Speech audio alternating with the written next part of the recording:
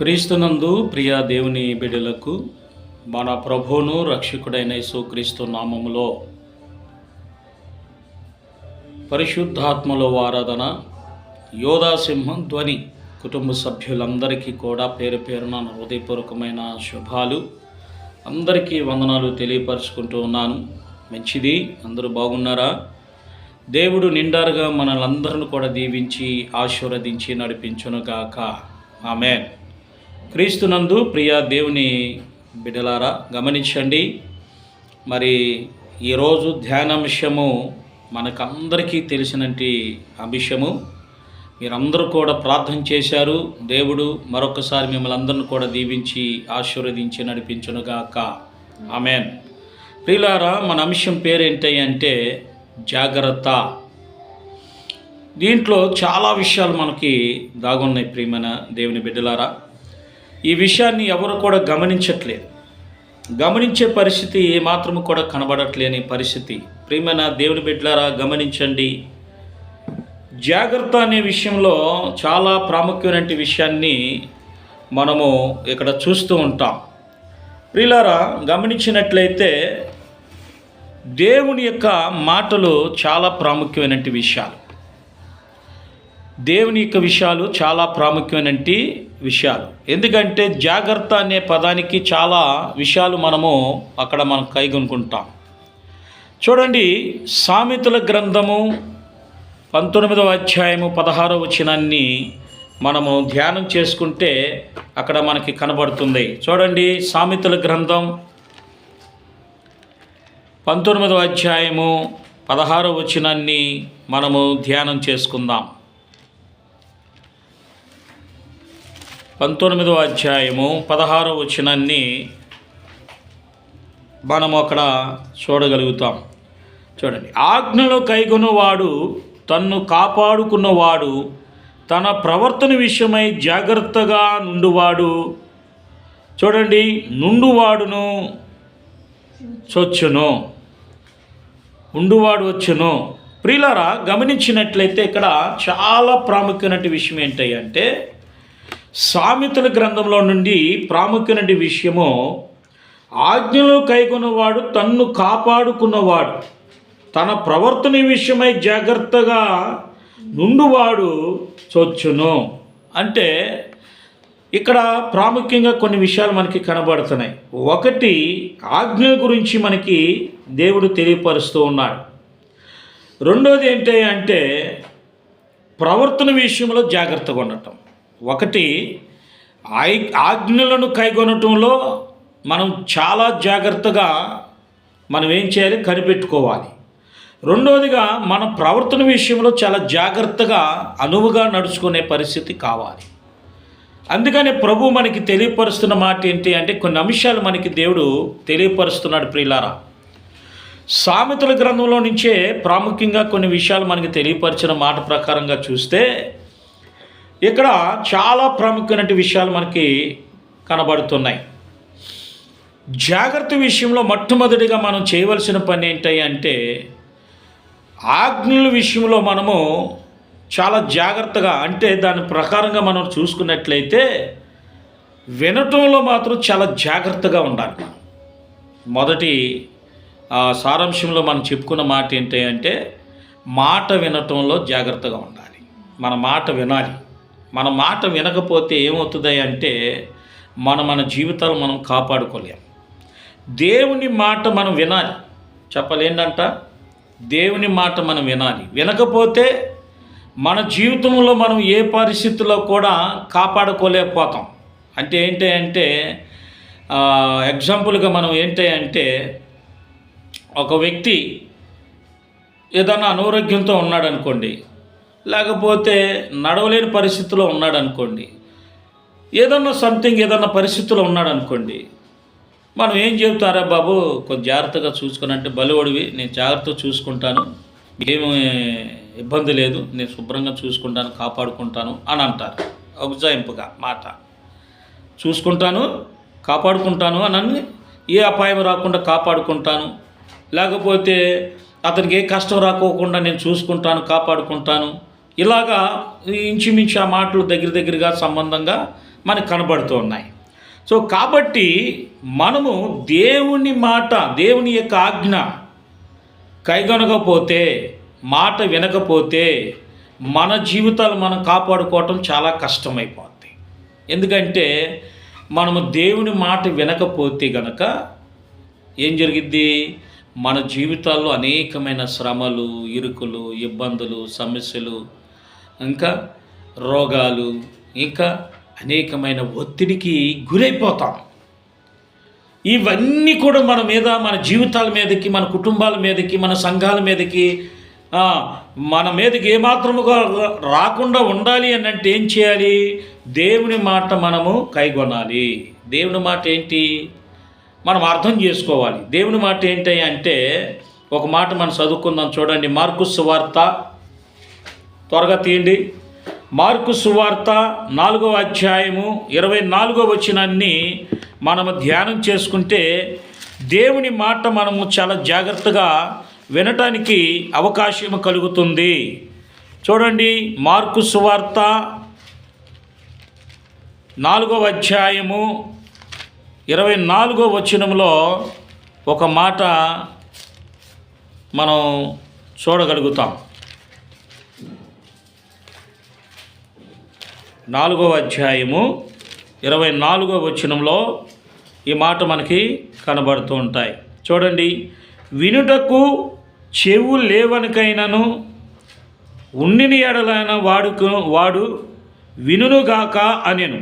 మరియు ఆయన, మీరేమి వినుచున్నారో జాగ్రత్తగా చూసుకొనుడి.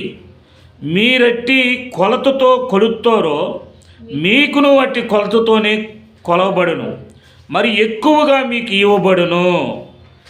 ప్రియులారా, గమనించినట్లయితే ప్రాముఖ్యమైన విషయం ఏంటి అంటే, ప్రభు మనకి తెలియపరుస్తున్న మాట ఏంటి అంటే, ఇక్కడ చాలా జాగ్రత్తగా, మరియు ఆయన మీకేమి వినుచున్నారో, మీరేమి వినుచున్నారో జాగ్రత్తగా చూసుకొనుడి. వినుటకైనను వినకపోయినను మీకు చెప్పేదే. అయితే ఆయన మీకేమి వినుచున్నారో జాగ్రత్తగా చూసుకొనడి. మీరు ఎట్టి కొలతతో కొలుతారో మీకును అట్టి కొలతతోనే కొలవబడును. అంటే మీరు ఒక వ్యక్తిని ఏ విధంగా అయితే కొలుతారో అదే విధంగా మిమ్మల్ని కూడా అదే కొలతతో కొలవబడుతుంది అని అంటారు. అంటే మీరు గౌరవించారనుకోండి, నిన్ను కూడా గౌరవిస్తారు. అదే నువ్వు గౌరవించకపోయావు అనుకోండి, నిన్ను కూడా గౌరవించు. ఇప్పుడు చాలామంది చాలా రకరకాలుగా భావాలతో ఉంటారు. ఫస్ట్ మంచిగానే ఉంటారు, చక్కగా భలేగా ఉంటారు. ఏమంటే డేవిడ్ గారు భలేవాడు సార్, అది సార్ అని చెప్పి చేతులు కట్టుకున్న వాళ్ళు, వణుకుతూ ఉండేవాళ్ళు. అప్పుడు దాకా మంచి వినయంగా, విధేయగా, భయంతో, భక్తితో ఎంత చక్కగా ఉంటారు అంటే అంత చక్కగా ఉంటారు. అలాగా కొంత ముందుకు వెళ్ళిపోయిన తర్వాత కొంతకాలమో లేకపోతే కొన్ని రోజులకో, కొన్ని నిమిషాలకో, కొన్ని గంటలకో పరిస్థితులు ఏమైపోద్దంటే వారి భావాలు మారిపోతాయి. ఎందుకు మారిపోతాయి అంటే చెప్పుడు మాటలు విని, లేకపోతే వాళ్ళలో గర్వము, లేకపోతే అతిశయము, లేకపోతే ఇంకోటి ఈగో వారిలో వచ్చి చొరబడింది అనుకోండి. ఇక ఆ దావీదు గారు అంటూ అనేది పోయి ఏమంటే దావీదు అనే పరిస్థితికి వచ్చేస్తుంది. ఏమంటే పాస్టర్ గారు అని పోయి ఆడా వీడా అనే పరిస్థితికి వచ్చేస్తుంది. ప్రియులారా, గమనించండి, నీవు ఎప్పుడైతే ఒక వ్యక్తిని గౌరవించుకుంటావో, నువ్వు ఎప్పుడైతే ఒక వ్యక్తిని నువ్వు ప్రేమతో, దేవుని యొక్క ప్రేమతో నువ్వు ప్రేమతో ఉంటావో, అలాగే నువ్వు కూడా ఆ కొలతో నువ్వు కొలవబడతావు. అంతేగాని నీవు మొదటిసారిగా ఉన్న ఆప్యత, మొదటిసారి ఉన్నంటి యొక్క ఆధ్యాత్మికమైనది, మొదటిసారిగా ఉన్నంటి యొక్క ప్రేమ, మొదటిసారిగా ఉన్నంటి యొక్క గౌరవం, మొదటిసారిగా ఉన్నంటి యొక్క పరిస్థితి ఏదైనా సరే అది తుదికి మళ్ళీ ఏమవుతుందంటే దాన్ని నువ్వు గర్వంతో, అతిశయంతో వాడెంతలే వీడెంతలే అని మనసులో భావాలు పెంచుకొని ఏం చేసావంటే నువ్వు వాడిని కించపరిచే పరిస్థితుల్లో, అవమానపరిచే పరిస్థితుల్లో, లేకపోతే ఇంకోటి పేరు పెట్టి పిలవటంలో, ఇలాంటి పరిస్థితులు ఏమవుతుందంటే ఏ కొలత అయితే కొలబడుతుందో అదే కొలతతో నువ్వు కొలబడుతుంది. ప్రియులారా గమనించండి. ఎందుకండి ఈ మాటలు తెలియపరుస్తున్నాను అని అంటే, యేసుక్రీస్తు ప్రభుల వారు ఈ మాట మనకి తెలియపరుస్తూ ఉన్నాడు. సో కాబట్టి ఇక్కడ 25వ వచనంలో కూడా ఏమంటున్నాడంటే, కలిగిన వానికి ఇవ్వబడును, లేని వానికి కలిగివన్నీ వాని యొద్ద నుండి తీసివేయబడినని వారితో చెప్పెను. ప్రియులారా గమనించండి. అంతకుముందు ఏంటి, ఇప్పుడు యేసుక్రీస్తు ప్రభుల వారు రక్షణ పొందక ముందు ఎట్లా ఉంటాడంటే, మారు మనసు పొంది రక్షణ బాప్తిస్మమును పొందుకున్న తర్వాత అసలుకి అరే వీడి ఇంత ప్రేమ ఎలా వచ్చింది, ఎంత వినయం విధేయత ఎట్లా వచ్చింది, అరే వీళ్ళు ఎంత భయము భక్తి ఎలా పుట్టిందిరా అనిపించేంత రీతిలో వాడు ఏం చేస్తాడు, వాడు ఆ రకంగా క్రియేట్ చేస్తామో లేకపోతే ఉంటాడు. సరే ఉన్నంతకాలం ఉంటాడు. తర్వాత ఏమైంది, క్రీస్తుని ఆరాధించటం మానేస్తాడు. ఇంకా ఏం చేస్తాడు చెప్పండి, మందిరానికి వెళ్ళటం మానేస్తాడు. ఇంకా దేవునికి ఇవ్వవలసింది ఇవ్వకోకుండా మానేస్తాడు. ఇంకా అనేకమైన దేవుని ప్రేమ వారిలో ఉండదు, విశ్వాసం ఉండదు, రక్షణకి కోల్పోతూ ఉంటారు. ఎందుకు ఈ పరిస్థితులన్నీ జరిగిపోతాయి? సో కాబట్టి మొదటిగా నువ్వు ఏ కొలతతో అయితే కొలబడ్డావో అదే కొలతని కొలబడింది. ఒకవేళ ఇంకొక పరిస్థితుల్లో కనుక నువ్వు కించపరిచే పరిస్థితుల్లో నువ్వు కొలిసే కొలతలో ఉన్నావు అనుకోండి, అదే కొలత కూడా నీకు కొలబడిద్దనే విషయాన్ని దేవుడు చాలా స్పష్టంగా నీకు తెలియపరుస్తున్నాడు.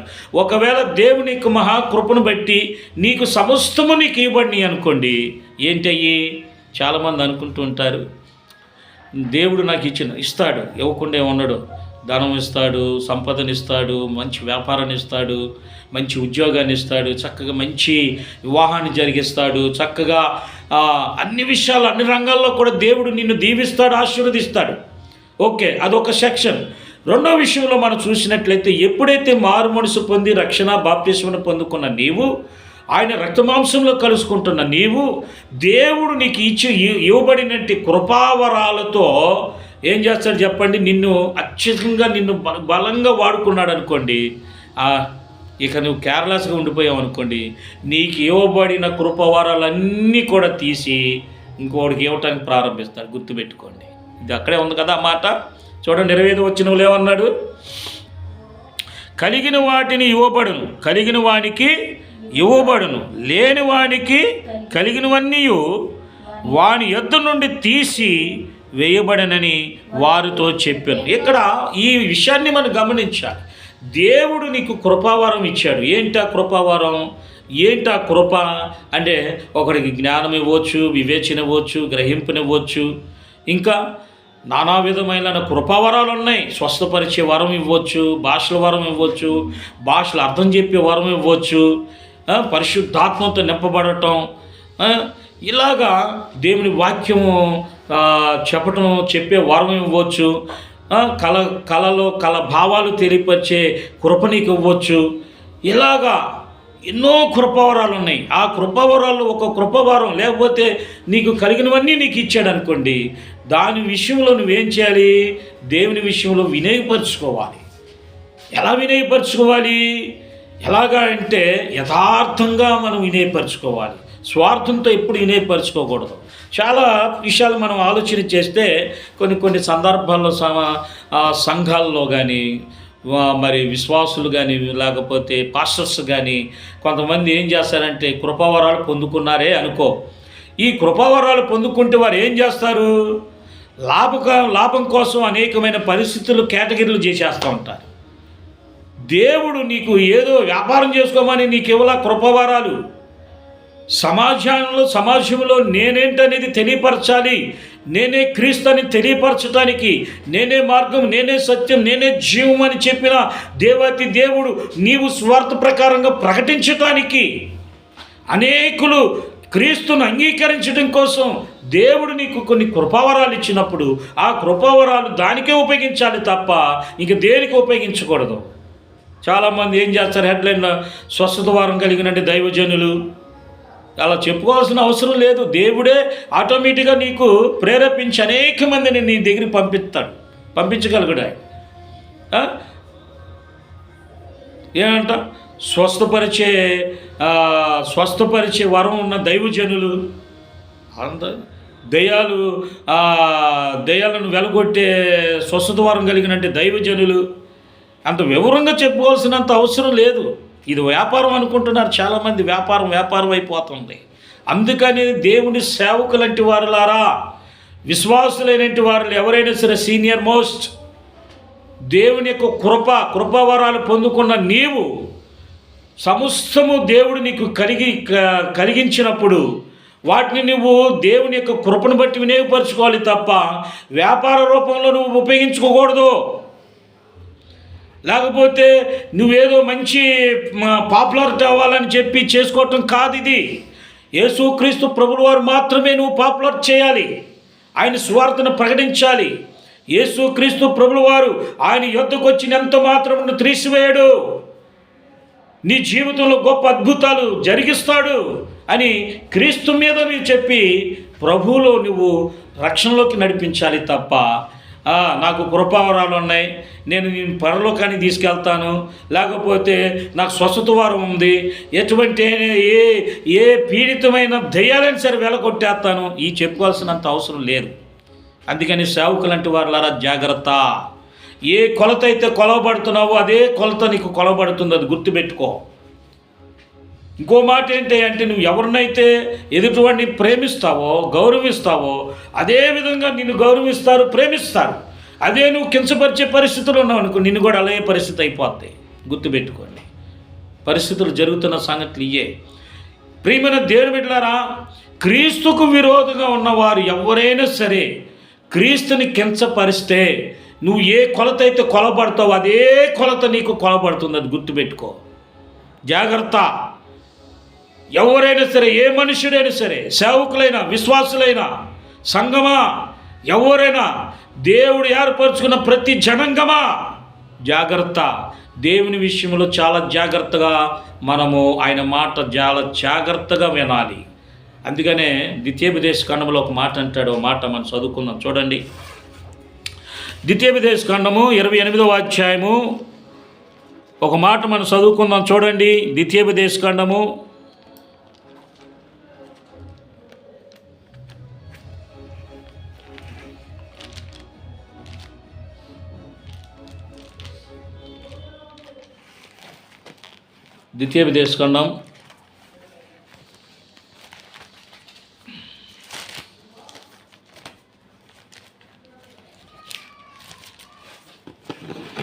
28వ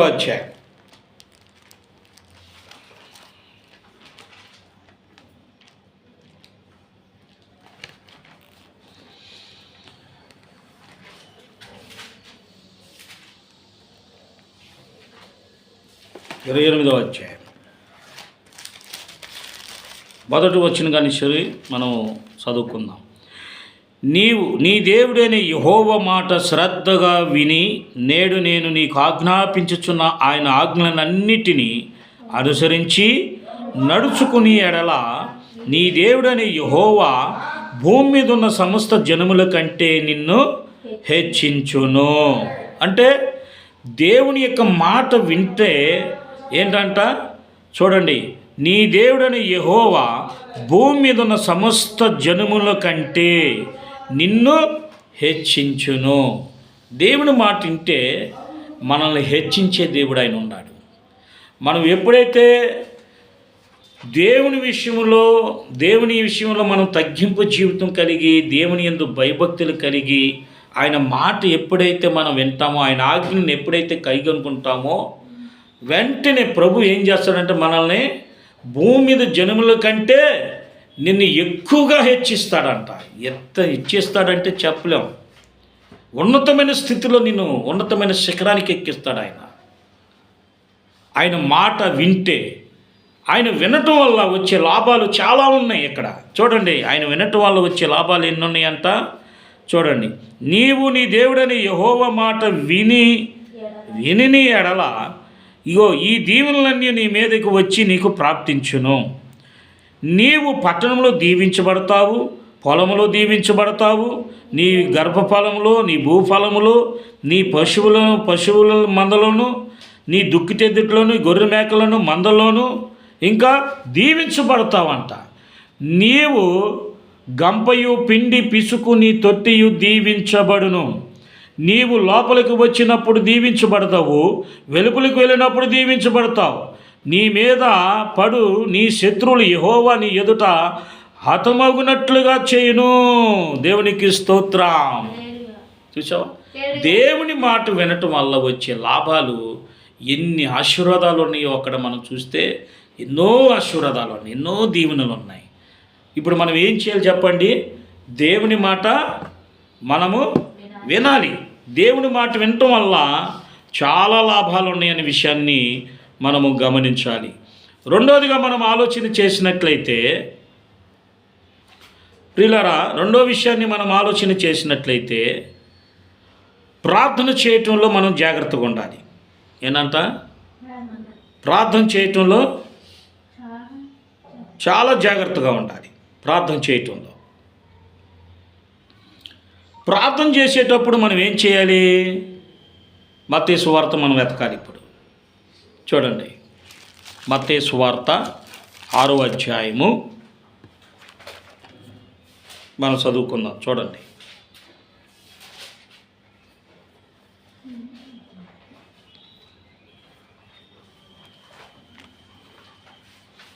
మత్తయి సువార్త 6వ అధ్యాయం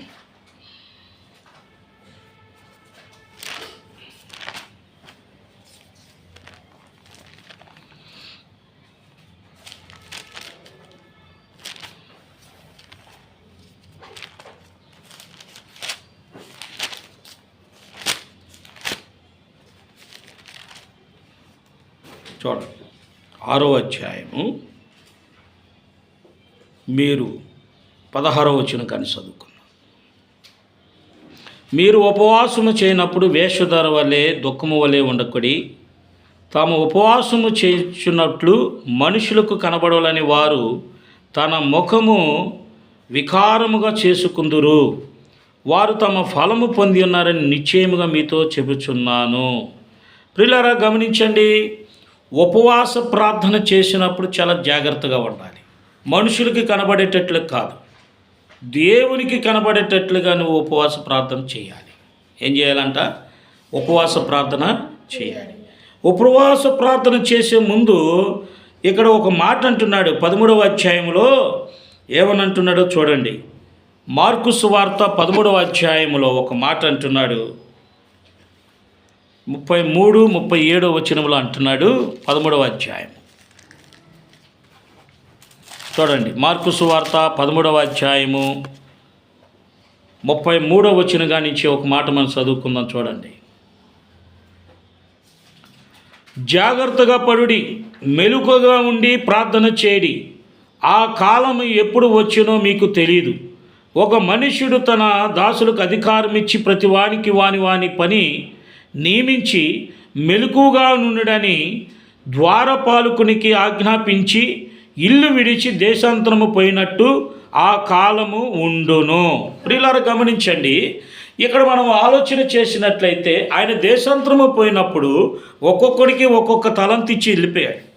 ఏమిచ్చి వెళ్ళిపోయాడంట? ఒక్కొక్కడికి ఒక్కొక్క తలంతులు ఇచ్చి వెళ్ళిపోయాడు ఆయన. అందుకని ఈ మాట అన్నాడు, ఒక మనుష్యుడు తన దాసులకు అధికారం ఇచ్చి ప్రతి వాని పని నియమించి మెలకువ నుండునని ద్వారపాలకునికి ఆజ్ఞాపించి. ఏమిచ్చాడంట? తన దాసులకి అధికారం ఇచ్చాడు.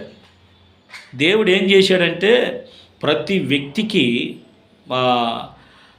యోహాను సువార్తలో 1వ అధ్యాయంలోనే ఉంటుంది.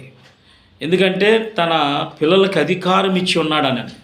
అట్లాగే తన దాసులకి అధికారం ఇచ్చాడు. వేటి మీద అధికారం ఇచ్చాడు? దెయ్యాల మీద అధికారం ఇచ్చాడు, శత్రువు మీద అధికారం ఇచ్చాడు. ఇలాగా దేవునికి వ్యతిరేకంగా, మనుషులకి వ్యతిరేకంగా ఉన్న వాటి మీద అన్నిటి మీద అధికారం ఇచ్చాడు ఆయన. ఇప్పుడు ఫర్ ఎగ్జాంపుల్ అపోస్తలుడైన పౌలు అంటే పేతురు గారికి తాళము చెవి ఇచ్చినట్లుగా మనం చూస్తున్నాం. అధికారం, పరలోక తాళపు చెవి ఇచ్చినట్లుగా మనం చూస్తున్నాం. అంటే ఎంత గొప్ప దానితో ఒకసారి ఆలోచన చేయండి. అందుకని మెలకు కలిగి మనము ఏం చేయాలంట? ప్రార్థన చేయాలి. అందుకే మీరు చాలా జాగ్రత్తగా ఉండండి, తన దాసులకు అధికారం ఇచ్చి వాని పని విషయంలో నియమించి తన దేశాంతరం పోయటానికి కాలం వచ్చి ఉన్నది. అంటే ప్రతి ఒక్కరికి, దేవుని బిడ్డలు, దేవుని యొక్క సేవకులకి, దేవుని దాసులకి వారు వారి పనిని నియమించేశాడు. బాబు నీగో ఈ పరిచర్య చేయాలి, నువ్వు ఈ విధంగా ఉండాలి, నువ్వు ఈ విధంగా ఉండాలి. వారు వారి పనులను కుర్మాయించేసేసి ఆయన దేశాంతరం పోయే సమయానికి వచ్చినప్పుడు ఇవన్నీ సమకూర్చి వాళ్ళందరికీ తెలియపరిచి ఆయన దేశాంతరానికి వెళ్ళిపోయినట్లుగా మనం చూస్తున్నాం. ఆయన తిరిగి మరల వచ్చినప్పుడు ఎవరి లెక్క వారు చెప్పాలి. అరబ్బాయి మరి నీకు ఇచ్చిన అధికారం చొప్పున నువ్వేం చేసావు ఏంటి అనేది మొత్తం అన్ని డీటెయిల్స్ అడిగినప్పుడు పూర్తి డీటెయిల్స్ నువ్వు చెప్పాలి. అక్కడ చెప్పే అదట్టు చెప్పే ఈ విధానం ఇవన్నీ కూడా మనము ఆయన యజమానుడు మరలా వచ్చిన సమయానికి మనము యథార్థంగా మనం చేయాల్సిన ప్రతి పని కూడా ఆయన అప్పగించవలసిన పరిస్థితి ఉన్నది. సో కాబట్టి మనము దేశాంతరంకి వెళ్ళిపోయినట్టు చూడండి, ఆ యజమానుడికి లెక్క చెప్పవలసిన పరిస్థితిలో ఉన్నాం. కాబట్టి ఆ లెక్క విషయంలో మనం ఏమాత్రము కూడా ఏం చేయాలి చెప్పండి, అజాగ్రత్త కాకుండా జాగ్రత్తగా ఉండి ఆయన నియమించిన పనిని సకాలంలో యథార్థంగా మనం పని చేసి ఆయన లెక్క చెప్పేవారుగా మనం ఉండాలి. ఆయన నీకు ఒక పని నియమించేసి ఆయన వెళ్ళిపోయిన తర్వాత నీకు దేవుడు అధికారం ఇచ్చాడు అనుకోండి, ఆ అధికారాన్ని ఏం చేయాలి, దుర్వినియోగం చేసుకోకూడదు, సద్వినియోగం చేసుకొని అనేక మందిని ప్రభుకి అప్పగించే దాసుడుగా నువ్వు ఉండాలి. అది అందుకనే ప్రార్థన విషయంలో మెలుకు కలిగి మనం ఉండాలి. ఏముండాలంట, మెలుకు కలిగి ఉండాలి. గెత్సెమనెలో మరి ఆ యేసుక్రీస్తు ప్రభుల వారు ప్రార్థన చేసినప్పుడు సమయంలో శిష్యులందరూ ఏం చేశారు చెప్పండి, నిద్రపోయారు. ఇంచుమించు 3 గంటలు అవుతున్న సమయంలో, ఇక 3 అయిపోతుందన్న సమయంలో వచ్చి శిష్యులను లేపాడు. ఇక వెళ్ళి మీరు నిద్రపోండి వెళ్ళి అని చెప్పాడు. అక్కడ కొన్ని జాగ్రత్తలు చెప్పాడు. మెలుకు కలిగి మీరు ఉండండి. అన్నాడు 37వ వచనంలో ఒక మాట అంటాడు, చదువుదాం చూడండి. 37వ వచనంలో ఒక మాట అంటున్నాడు, నేను మీతో చెప్పుచున్నానది అందరితోనూ చెప్పుచున్నాను, మెలుకుగా నుండు అనెను. ఏమన్నాడు, నేను మీతో చెప్పుచున్నాను, అందరితో చెబుతున్నాను. మీరేం చేయాలి, మెలుకు కలిగి ప్రార్థన చేయండి. మెలుకు కలిగి ప్రార్థన ఎందుకు చేయమన్నాడు, దుష్టుడు ఎటు నుంచి ఎటు వస్తాడో తెలియదు. సో కాబట్టి మనం ఏం చేయాలి చెప్పండి, మెలుకు కలిగి ప్రార్థన చేయాలి. మెలుకు లేకోకుండా తినేవాడు తిని, తాగేవాడు తాగి, వాడి ఇష్టానుసారమైన బ్రతికితే రేపటి రోజున నీ శరీరం మీద, నీ కుటుంబం మీదకి, నీ బిడ్డల మీదకి, నీ భార్య మీదకి, నీ భర్త మీదకి ఏదన్నా పరిస్థితి జరిగింది అనుకోని, ప్రభు అంటే ప్రయోజనం ఉందా? అందుకనే ప్రభు ఏమన్నాడు, ప్రభు అని పిలుచు ప్రతివాడు పరలోక రాజ్యానికి చేరడు, కానీ తండ్రి చిత్తాన్ని నెరవేర్చేవాడు మాత్రమే పరలోక రాజ్యానికి చేరగలుగుతాడు, వాడికే అర్హత ఉంది అనే విషయాన్ని మత్తయి సువార్తలో 7వ అధ్యాయంలో చెప్పబడింది ప్రియులారా. సో కాబట్టి మనం ఏం చేయాలి చెప్పండి, మెలుకు కలిగి ప్రార్థన చేయాలి. ఎందుకు చేయాలి చూడండి, ఒక మాట మనం చదువుకుందాం. ఇర్మియా గ్రంథం 9వ అధ్యాయం. ఇర్మియా గ్రంథం 9వ అధ్యాయం త్వరగా తీసి చదివితే మనకి అక్కడ కనబడుతూ ఉంటుంది. ఇర్మియా గ్రంథం 9వ అధ్యాయము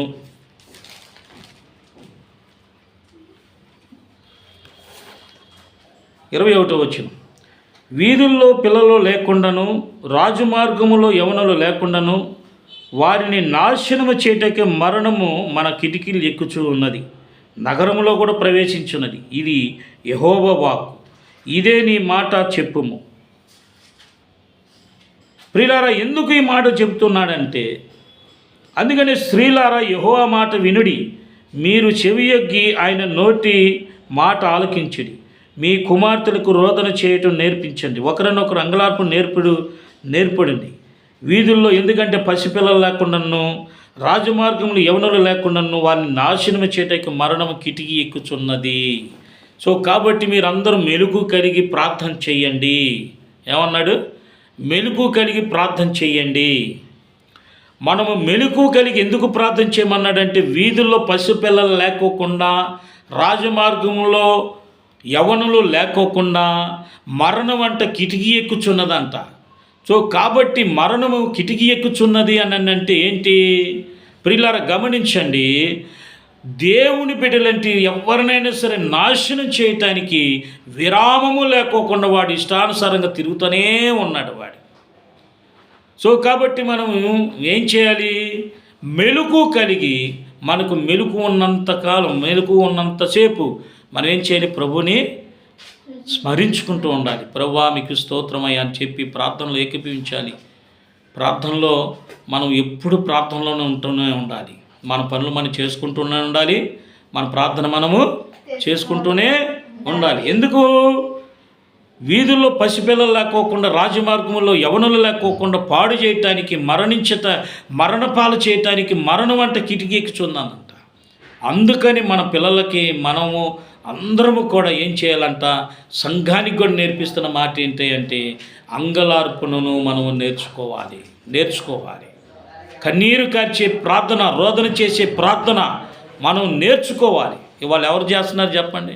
కన్నీటి ప్రార్థన ఎవరైనా చేస్తున్నారా? పైపైన తెలుసుకొని ఏడ్చి ప్రార్థన చేస్తున్నారు తప్ప, వారు హృదయపూర్వకంగా వచ్చి కన్నీరు ఏమాత్రము కూడా కనబడట్లేదు.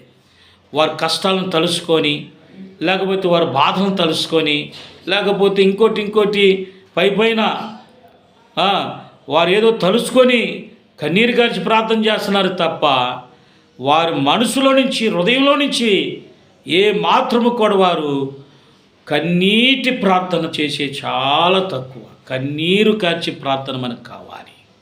తెలుసా? యేసుక్రీస్తు ప్రభువు వారు గెత్సెమనలో ఏం చేశాడు చెప్పండి? ఆయన కన్నీటితో రోదన చేశాడు, ఆయన ప్రార్థన చేశాడు. చెమట రక్తం మారినంతగా వారు ఏం చేశారు చెప్పండి? మోకాలేసి ప్రార్థన చేశాడంటే ఎంత ప్రార్థన చేశాడో ఆలోచించండి. తండ్రికి మొరపెట్టుకుంటున్నాడు యేసుక్రీస్తు ప్రభువారు.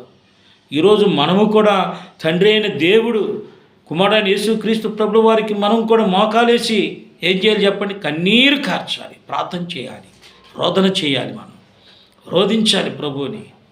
కన్నీటితో హృదయపూర్వకమైన కన్నీరు కార్చాలి. ఆ కన్నీరంట బుడ్డిలో దాచిపడిద్దంట. ఏంటంట? నువ్వు పైన కార్చిన కన్నీరు బుడ్డిలో దాచిపడదు, కానీ హృదయపూర్వకముగా నువ్వు కార్చిన కన్నీటి ప్రార్థన అంట ఒక బుడ్డిలో దాచిపడిద్దంట. ఆ బుడ్డిలో దాచి రేపు రోజున సాక్ష్యమే నీకు పలికిద్ది. పలానా నా సహోదరి, పలానా సహోదరుడు చూసావా, రోదన చేశాడు, కన్నీటి ప్రార్థన చేశాడని సాక్ష్యంగా చూపిస్తారంట. ప్రతిదీ సాక్ష్యం ఉంది, గుర్తుపెట్టుకోండి. మనం కార్చే కన్నీరు ఎలా ఉండాలంటే యథార్థమైన కన్నీరు ప్రార్థన మనకు కావాలి. ఒక వ్యక్తిని ప్రయోజనకరంగా ఉండే కన్నీరు కావాలి మనకి.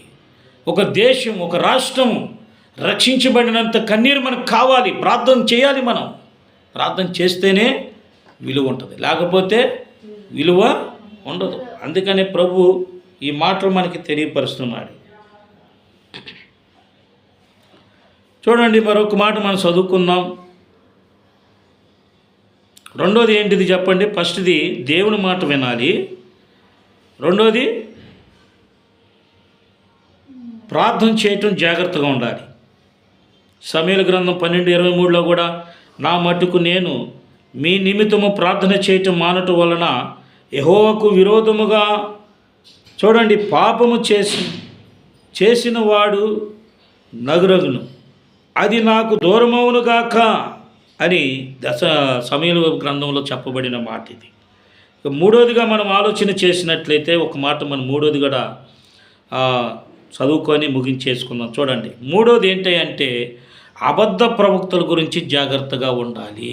దేని గురించి జాగ్రత్తగా ఉండాలంట? అబద్ధ ప్రవక్తల గురించి జాగ్రత్తగా ఉండాలి. మత్తయి సువార్త 7వ అధ్యాయము 15-20 వచనాల వరకు కూడా మనకి అక్కడ కనబడతాయి. చూడండి, మత్తయి సువార్త 7వ అధ్యాయము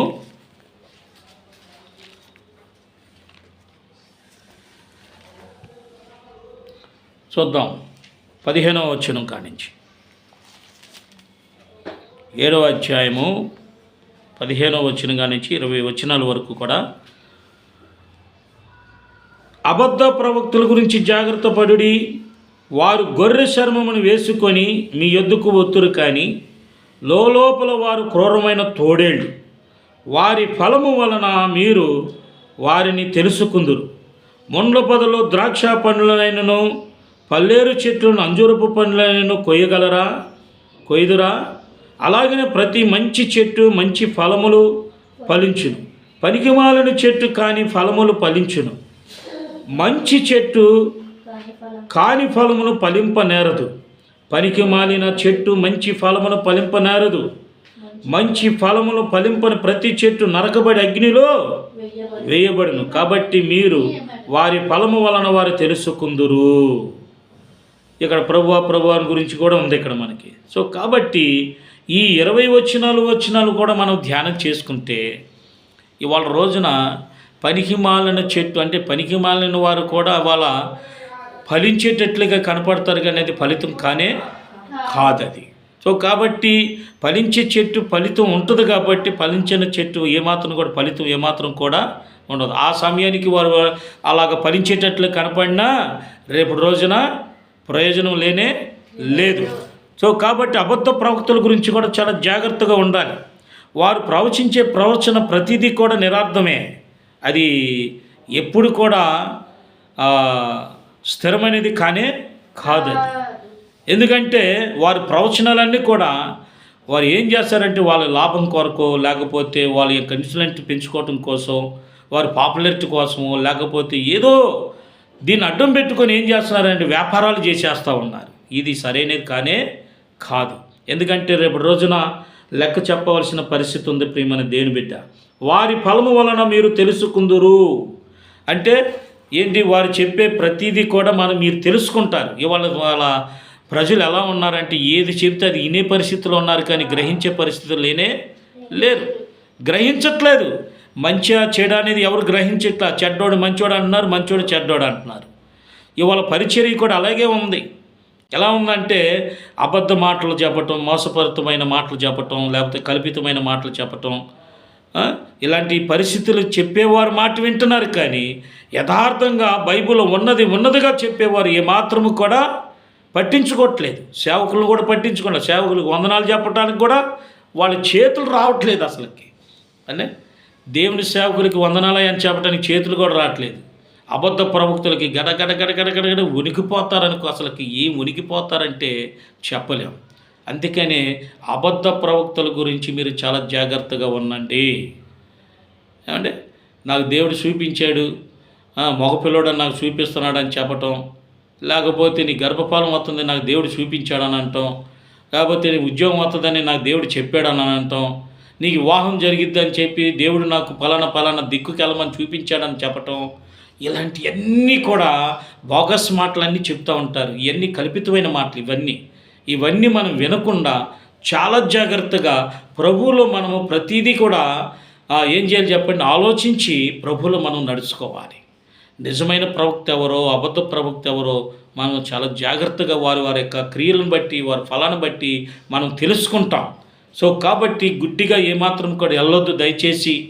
నిజమైన ప్రవక్త ఎవరో, అబద్ధ ప్రవక్త ఏదో బైబిల్లోని మనకు వివరించింది, కాబట్టి ప్రతిదీ కూడా చాలా జాగ్రత్తగా ఉండాలి. ఎందుకంటే వారు గొర్రె చర్మం తొడుక్కొని మీ మధ్యలోకి వస్తారు, కానీ లోపలంతా కూడా తోడేలు మనసు కలిగి ఉంటారు. వాళ్ళంతా తోడేలు మనసు అంటే ఏంటి? తోడేలు ఎంతసేపు ఏం చేస్తుందని ఎదటివాడిని మోసం చేయటానికే చూస్తుంది, అది మోసం చేసేస్తుంది. తోడేలు యొక్క స్వభావమే అది. దాని గురించి చెప్పాలంటే ఇష్టం చాలా ఉంది. సో కాబట్టి తోడేలు మనసు కలిగి ఏం చేస్తారంట? మిమ్మల్ని మోసపరిచేస్తారు, అబద్ధం మాట్లాడతారు. గొర్రె చర్మం తొడుక్కొని ఏం చేస్తారు? చక్కగా వైట్ వేస్తారు. ఎట్లా ఉంటారంటే ఈడు సేవకుడు రా అనిపించేంత రీతిలో ఉంటారనమాట వాళ్ళు. షూటు బూట్ వేస్తూ ఉంటారు, మంచి అంగమంగా ఆర్భాటంగా ఉంటారు. చాలా జాగ్రత్త. వారి యొక్క క్రియలను బట్టి, వారి ఫలాన్ని బట్టి మనం తెలుసుకుంటాం. సో కాబట్టి అటువంటి గ్రహింపు కలిగిన ఆత్మ మనం పొందుకుందాం. దేవుడు మనకు చెప్పిన ప్రతి ఆజ్ఞను కైగొందాం. దేవుని చెప్పిన మాట ప్రకారంగా మనం నడుచుకుందాం. ఇవన్నీ మనము చాలా జాగ్రత్తగా మనం తెలుసుకుంటే మనము ఏ అపాయంలో పడుకోకుండా జాగ్రత్తగా మనం కాపాడుకోవటానికి అవకాశం కలుగుతుంది ప్రియులారా. సో కాబట్టి మనం ఏం చేయాలి చెప్పండి? మాట వినే విషయంలో జాగ్రత్తగా ఉండాలి. రెండోది, ప్రార్థన చేయటంలో మనము జాగ్రత్తగా ఉండాలి. మూడోది ఏంటి చెప్పండి? అబద్ధ ప్రవక్తల గురించి జాగ్రత్తగా ఉండండి. మొత్తం 3 విషయాలు నేను లోతుగా చెప్పలేదు. మరొక ఎపిసోడ్లో మీకు చక్కగా లోతుగా మీకు వివరించి తెలియపరుస్తాను. సో కాబట్టి మొదటగా చేయాల్సిన పని ఏంటి చెప్పండి? దేవుని మాట మనం వినాలి. రెండోది ఏంటి చెప్పండి? ప్రార్థన చేయాలి. మూడోది ఏంటి చెప్పండి? అబద్ధ ప్రవక్తం గురించి జాగ్రత్తగా గ్రహించాలి. ఈ 3 విషయాలు మనము జ్ఞానంతో ప్రభువుతో మనం నడుచుకుందాం. దేవుడు తన వాక్యాలు మన వినికిడిలో దీవించి ఆశీర్వదించిన గాక. ఆమేన్. ప్రార్థన చేసుకుందాం. మహాపరిశుద్ధుడా, జీవంగల మా తండ్రి యేసయ్య, మీ పాదాలకు వందనాలు, స్తోత్రాలు ప్రభువా. మీ కృప